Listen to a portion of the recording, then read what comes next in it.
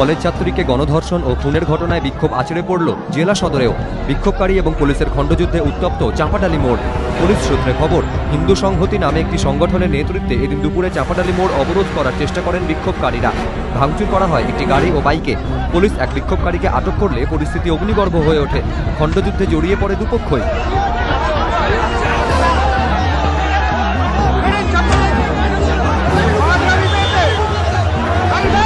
যদিও মৃত ছাত্রীর দাদার দাবি, জেলা শাসকের কাছে স্মারকলিপি দিতে যাচ্ছিলেন তারা।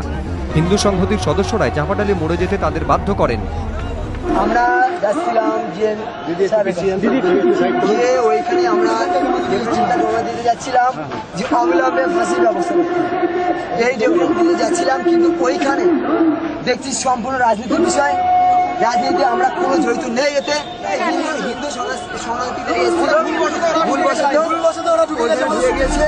এদিন বারাসত থানার সামনে পথ অবরোধ করে যুব কংগ্রেস।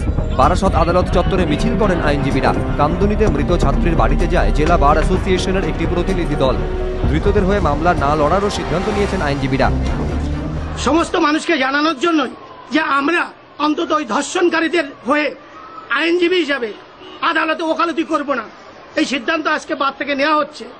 আগামী দিনে অন্তত ধর্ষকরা বা যারা রাজহানি সমাজবিরোধী করে তারা অন্তত সতর্ক থাকবে, আইনজীবীরাও প্রতিবাদ করতে জানে।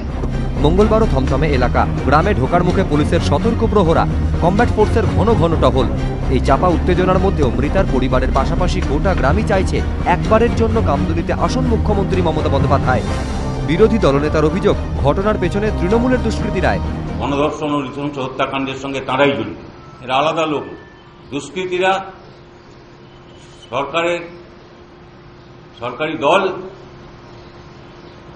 এদের আশ্রিত এবং এরাই আক্রমণ সংগঠিত করছে। সোমবার রাতে গ্রামে এসেছিলেন জেলা পুলিশের কর্তারা। গ্রামবাসীদের সঙ্গে দীর্ঘক্ষণ বৈঠকও করেন তারা। গ্রামবাসীদের দাবি, আইন শৃঙ্খলা সংক্রান্ত দাবি মেটানোর আশ্বাস দিয়েছেন পুলিশের বড় কর্তারা। কিন্তু আশ্বাসের বাস্তবায়ন কবে হবে, এই প্রশ্নটায় ঘোরাফেরা করছে থমথমে কামদুনিতে। প্রকাশ সিংহ, সমীরণ পাল ও অর্ণব মুখোপাধ্যায়, এবিপি আনন্দ।